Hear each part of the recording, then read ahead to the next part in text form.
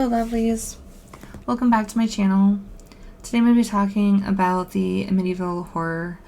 Not so much the movie, more so the events that the Lutz described and comparing it to what was depicted in the movie. I've seen the movie many times, like so many of you, including the remake. I know Ed and Lorraine Warren visited the house and conducted their investigations. I'm not sure what they found. However, questions have always remained what really happened in this house. Did the Lutz family make it all up? Was everything a hoax? Or did they really experience what they said they experienced? So in 1974, on November 13th, there was a mass murder involving the DeFeo family, which I'm sure you've all heard. Ronald J. DeFeo Jr. was 23 years old. He murdered his entire family, which consisted of his 4 siblings and parents.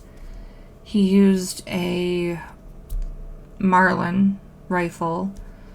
Ronald was sentenced to 6 25-year life sentences at a New York correctional facility, which I don't quite understand why you would do 6 25-year life sentences, because the person most likely isn't going to live to see their second, third, or more life sentences. It just doesn't make sense.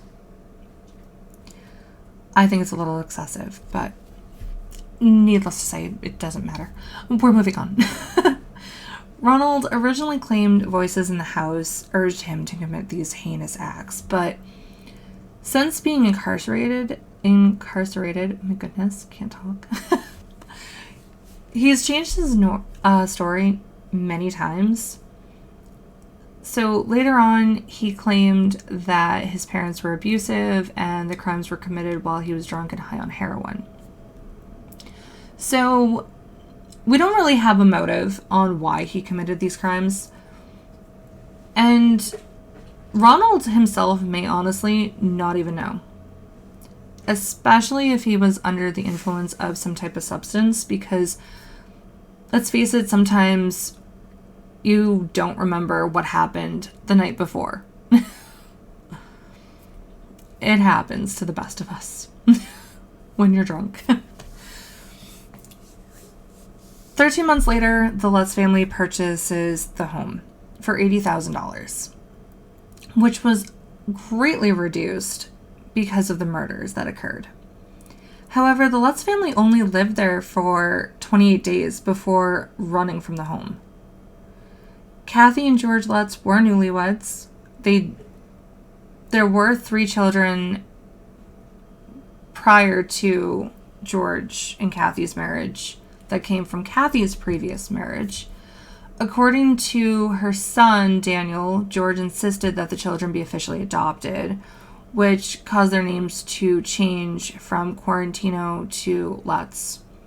George and Kathy had 2 daughters together named Noelle and Gabriel before they divorced in the late 1980s.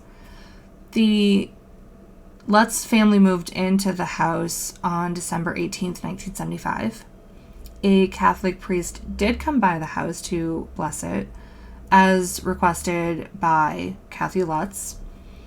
The priest felt that while he was blessing the sewing room, it was very cold, which he felt was very odd.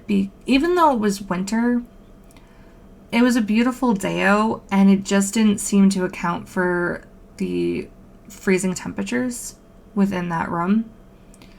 While he was sprinkling holy water, he heard a deep voice behind him that shouted, "Get out." It seemed directed towards him, which startled him. Because he didn't leave right away, he felt a slap across his face, even though nobody was there. However, he never indicated encountering flies while in the home. Flies did, however, appear in the house on the second story room during the wintertime. The priest also claims that every time he tried contacting the Lutz to warn them about the house, noise interferences prevented any phone communication. Kathy's aunt is not a nun. However, she was formerly a nun during the events that took place within the home. So all of these events are accurately displayed in the movie, which is actually amazing because most times they don't follow a lot in movies from accounts. George and Kathy didn't have difficulties with money as portrayed in the movie. They were able to put a large down payment on the house from the money they gained from selling George's mother's home and his own. George was also able to cut costs, which enabled them to afford a mortgage, because he was going to move his family's land surveying business into the basement of the home, and he was going to eliminate mooring costs for his 2 boats since the property had a private boathouse, In his documentary, Amityville Horror, Daniel agreed that money for the house was not an issue as portrayed in the films.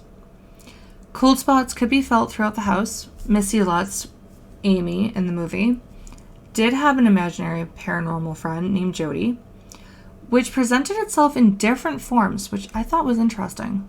One form was a pig, and the other was an angel. Missy Lutz drew a picture of Jody, which is featured in the novel by J. Anson. The creature appears more cat-like than pig. However, the book describes it as a drawing of a pig traveling through snow. A window did smash down on Daniel Lutz's hand, as depicted in the movie, which he actually showed as well in the documentary My Amityville Horror. His little finger is still bent from the injury. There also was a room in the basement painted red, however, it wasn't a secret room. The red room was part of a storage space under the stairs. The DeFeo family stored toys within the room when they were alive and living within the house. None of the windows in the house broke, according to Christopher Lutz. However, the eye windows of Christopher Lutz's bedroom opened on their own many times. The room was originally Ronald DeFeo's bedroom and later became Christopher and Daniel's bedroom when the Lutz moved in. The front door did not get ripped off its hinges, and blood didn't drip down the walls either. So sorry to disappoint. I kind of figured that was a little over... I don't want to say like overdone. It was too far-fetched to believe that blood would drip from the walls, because where would the blood come from? It was a little too much for me to believe. George also didn't fall into a hole filled with black sludge in the basement, which, again, I'm not really surprised that didn't happen. All of these things, though, did add more suspense and fear for the family. According to the 2 main stars of the film, nothing paranormal occurred on set. I watched with great amusement as the studio's publicity machine went into action, concocting these terrible things that were happening on our set, which weren't really going on, says Margot Kidder, who portrayed Kathy Lutz. But many of the reporters kept asking them what weird stuff is going on. We want to know. So a lot of the actors just played along with it. So a lot of the things that you hear didn't actually happen on set.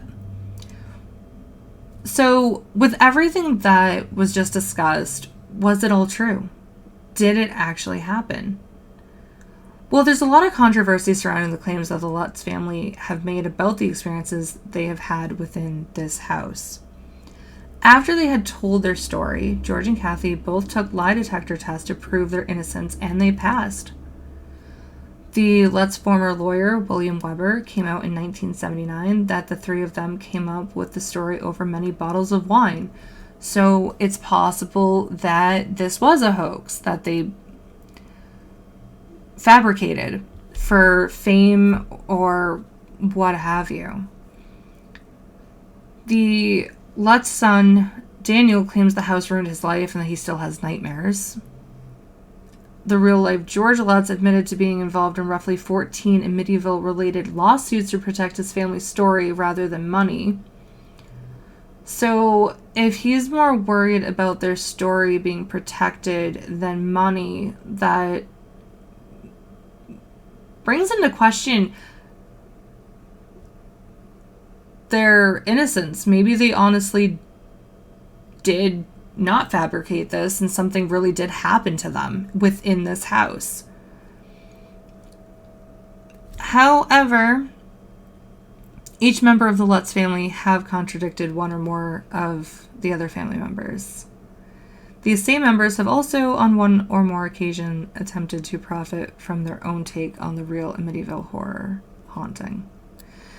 So far, no other owners have experienced any paranormal events within the house, although the Lutz claim that the evil within the Amityville home traveled with them to explain that aspect. So what do you think? Do you think they were lying?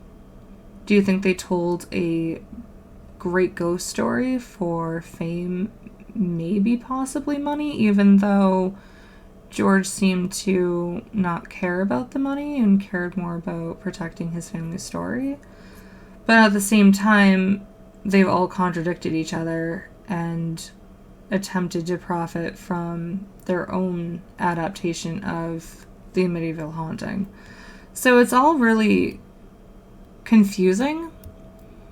And I'm wondering what really happened, if anything at all. And the fact that nobody else has experienced anything paranormal within the house makes me wonder if it is all a hoax.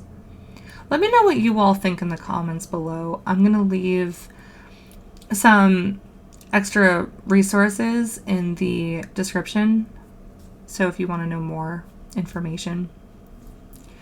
I did watch the documentary, and I highly recommend it for those who are curious about this case. Thank you so much for watching. Take care until next time.